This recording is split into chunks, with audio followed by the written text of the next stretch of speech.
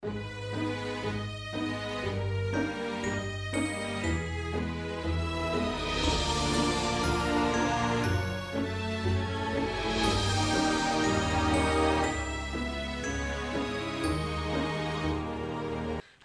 I'm Nathaniel Smith, and today I'm going to review White Time. Now, the thing is, they're a collection of short stories, so I can't review it like a normal novel. So how do I review this? Oh, I'll check on the summary, see how that describes it. Lose yourself in white time. White time is mind time, body time, soul time, heart time.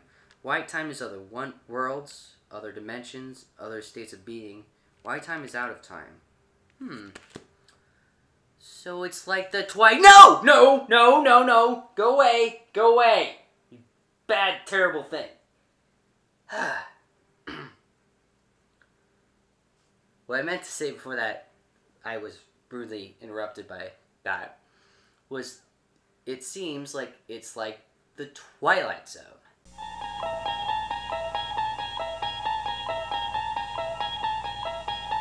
You unlock this door with the key of imagination. Beyond it is another dimension. A dimension of sound. A dimension of sight. A dimension of mind. You're moving into a land of both shadow and substance, of things and ideas. You've just crossed over into the Twilight Zone.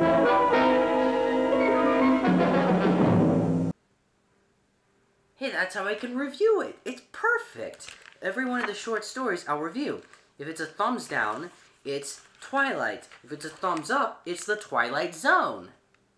So let's start with the first story, White Time. Now, White Time is about time travel, which has been done a lot. And how does this story manage to stay different with time travel? Well, actually, by going in the middle. I know you're looking weird, but let me explain. This teenager is going through a tasting report, or what this guy used to call an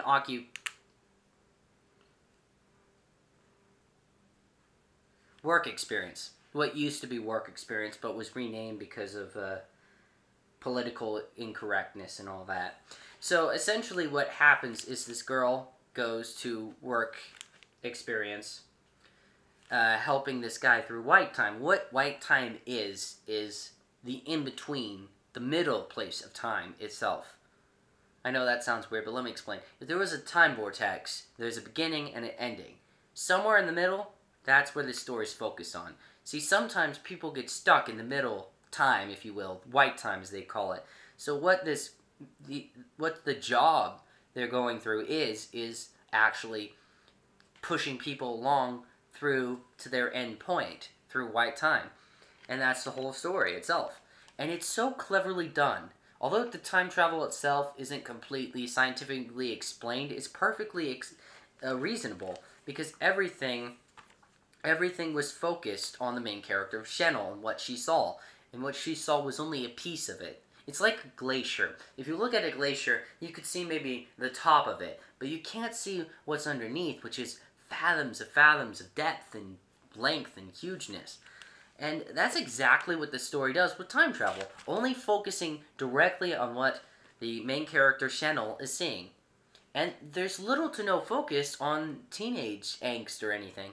There's only a few conversations Chanel has with her friends, but each one of them has a logical reason, because it shows how her character changed while going through white time. The first time she was reluctant, didn't want to go because she wanted to go elsewhere.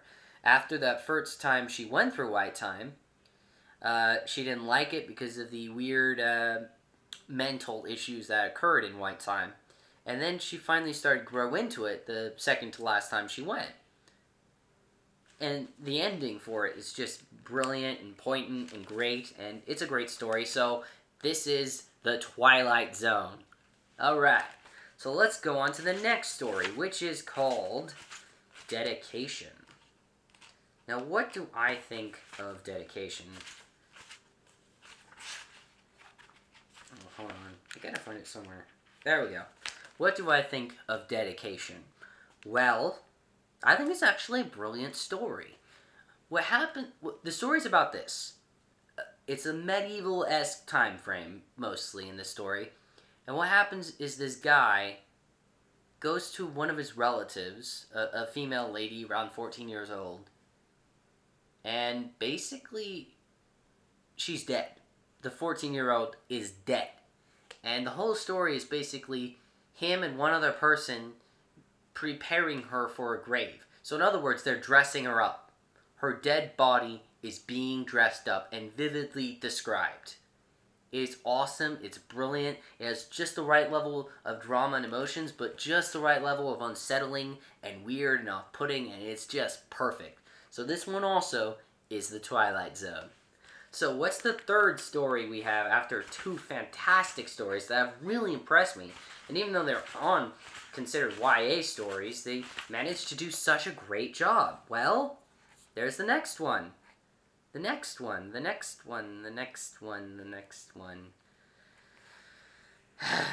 Tell and Kiss. I hate Tell and Kiss. This is a piece of shit short story. I mean, how could the author get the first two so right and then completely sidetrack? Why would you do that? The author is, by the way, Margot Lanigan. Why would you sidetrack, lady? I mean, why would you focus on a story about an annoying guy who has no issues other than the fear of him becoming fat again and some romantic tensions? And what's worse, there's actually something interesting in it that's completely not focused on. And just shows how awful one of the main characters of Tell and Kiss is. The guy is in love with some random chick. And this is what happens towards the end. And I just want you... And this is what happens. Listen. A girl lost her hair, she said in a fragile voice. What this is all about, the haircut? And part of her head, said Chump, looking up at me. Streetlight crept in the fused felt of her hat. It spilled over her eyes, slumped on the tears there. How? I said, what? At the go-kart track, her hair got caught in the wheel. It was really long. We'd only just got there. It ripped away roots and skin and all. And I saw it. The tears broke and she jerked her face aside. I slid the hat off her head. But it wasn't yours. Her hair lay flat in there. I pushed my fingers through the top of it to give it some air. She stood like a long-suffering dog staring at her own thoughts. But Bree and the others, we just come all that way, and they were going to let it stop them. You know, having a fun time. I nodded, rolling her hat in my hands to rub off the smooth, slippy feeling of her hair or the heat of her solid head. Man, this guy's an idiot. So there's blood all over the place, and these guys trying really carefully to get the scalp off the axle. I'd never seen Chump cry before. I felt sick. It was all goose flesh. She stood, hands in pockets, and sobs came out of her as white puffs of air. I remember being little and Dad yeah, skip that bit. And Bree sitting in a go-kart, tapping her fingers on the wheel.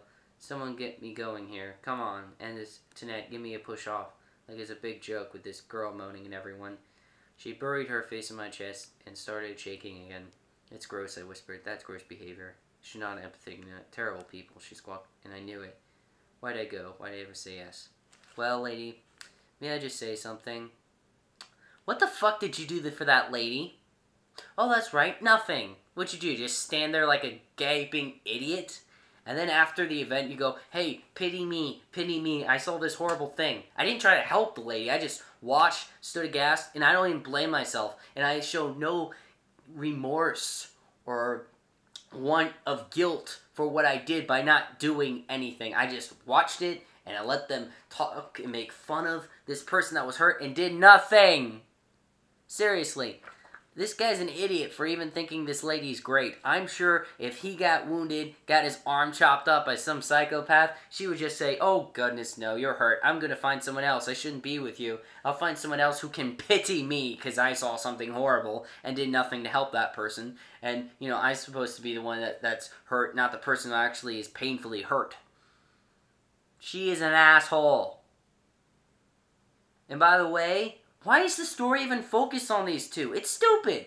It's nothing about a guy who's concerned he's going to be get fat again, and it's stinking annoying lady romance bullshit. And we could have this very gripping, fascinating story with dark humor that's both funny and sadistic and wrong at the same time. I mean, it could have been great, but no, we can't focus on something intriguing, like someone actually being hurt by go-karts because their hair being pulled off. Oh no, let's focus on an annoying, dragged-on romance and try to use it as some inspirational way to end the story, yet instead of it being inspirational, the lady looks like a complete asshole and, I dare to say it, a bitch. This is Twilight.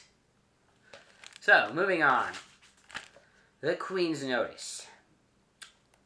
Queen's Notice gets the stories back on track. It goes back in the right direction. So the Queen's Notice is actually about a made-up animal. Very vividly detailed.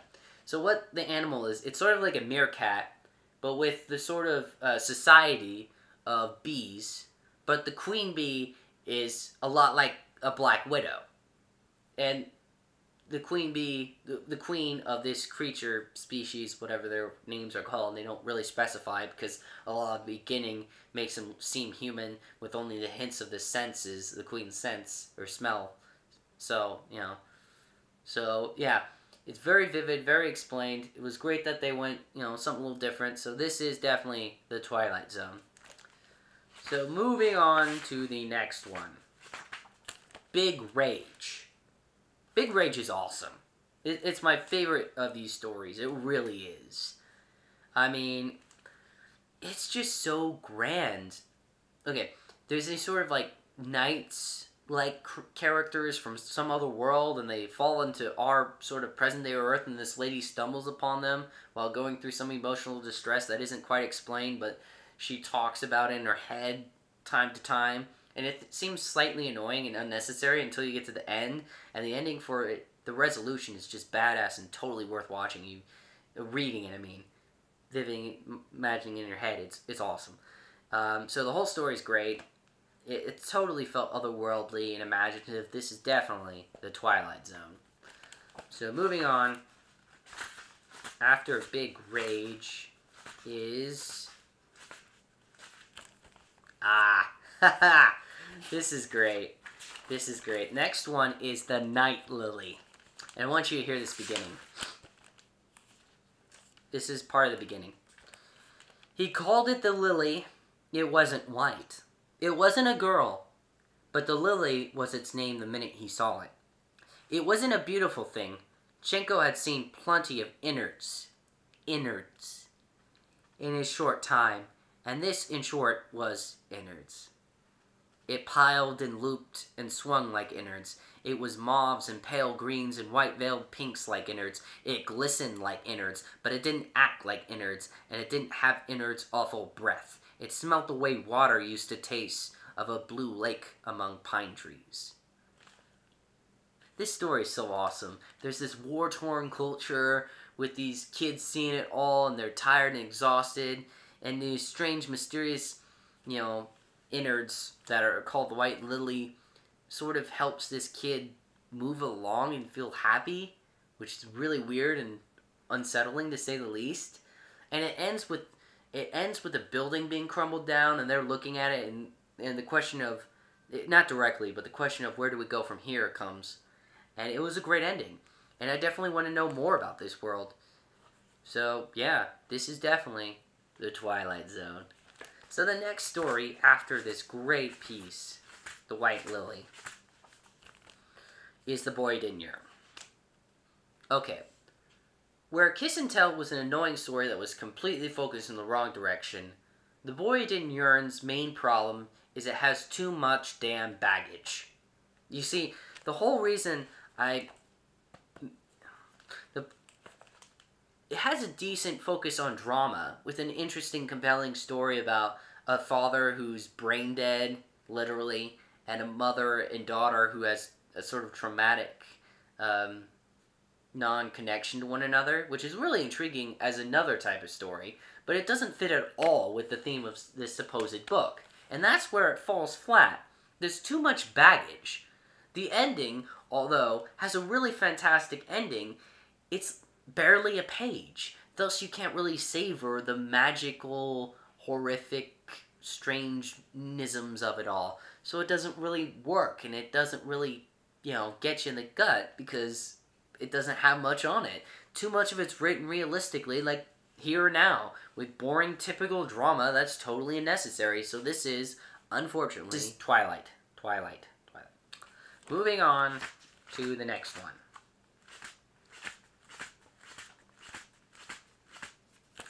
Midsommar Mission. Now, pay attention, people. Pay very close attention to this one. This one is a story about love. But it works. And I know you're looking at me like, what? But you every story you've raved about that was good has like little to no reference on love. And everyone that has a bad romance on it, you dissed it. How could you say Midsommar Mission is good? Very good question. Here's the answer. Because Midsommar Mission doesn't focus on the romance. Huh? Let me explain. You see, Midsommar Mission, the title itself is a play on another title.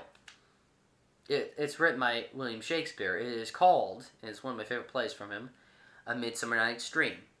Now, I won't tell you what A Midsummer Night's Dream is about, but Midsommar Mission does give you somewhat of an idea, to say the least. So what Midsommar Mission is about is these little elves. They're missionaries. We don't necessarily know who they work for or why they do what they do, but what they do is they come to our world, and they do these little missions over our emotions somewhat. Like stuff like mischief is mentioned, and there's obviously missions on love, and that's it. That's what this whole story's about. These little elves on their crazy fun adventure in the night, jumping from place to place in their portal, setting up this mission, and they funnily, the mission essentially is, because this one girl likes this other guy, and the guy doesn't like her, they're going to make the guy like her, and they unfortunately overdo it. And you only have one page, thank goodness, that's focused on the romance, only to show how bad an effect they caused on the guy. So it's perfectly balanced, well done, understandable. This is the Twilight Zone. So moving on to the next one. After this great and only story, mind you, that has romance that works, simply because it's not focused on romance, we have Welcome Blue.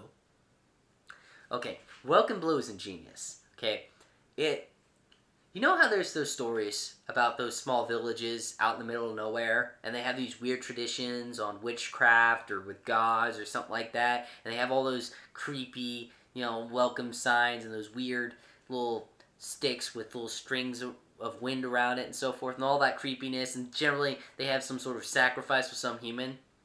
Well, that's what Welcome Blue is about, except a little different. There's no sacrifice in it. But what's great about it is it has a slightly comedic ending, but in a good way, that is focused on the fantasy.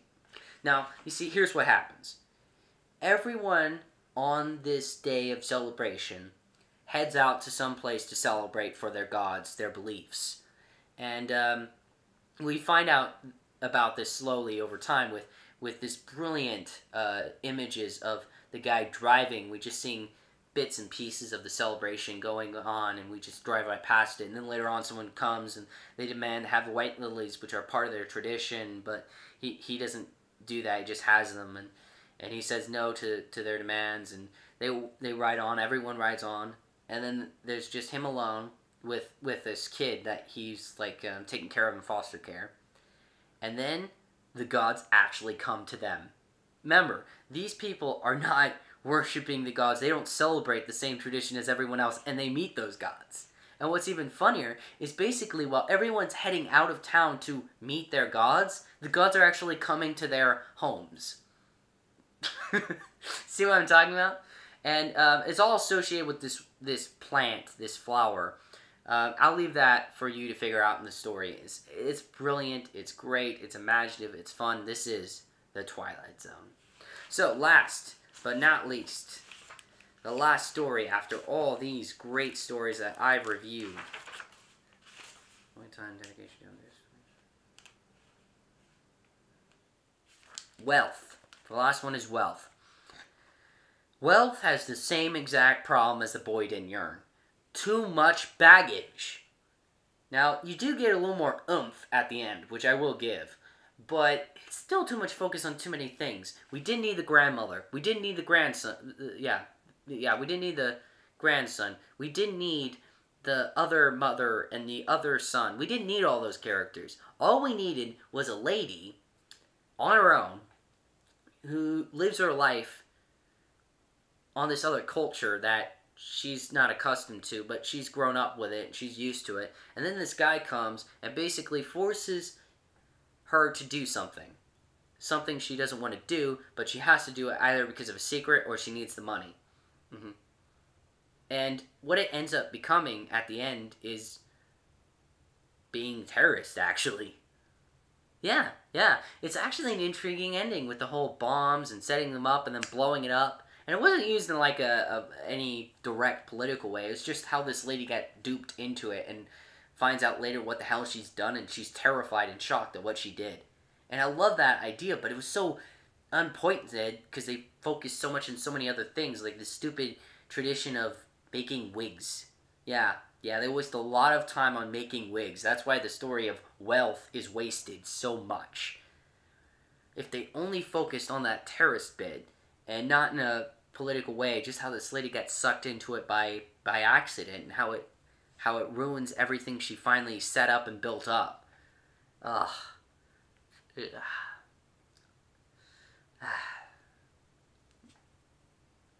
Twilight. Well, that's it.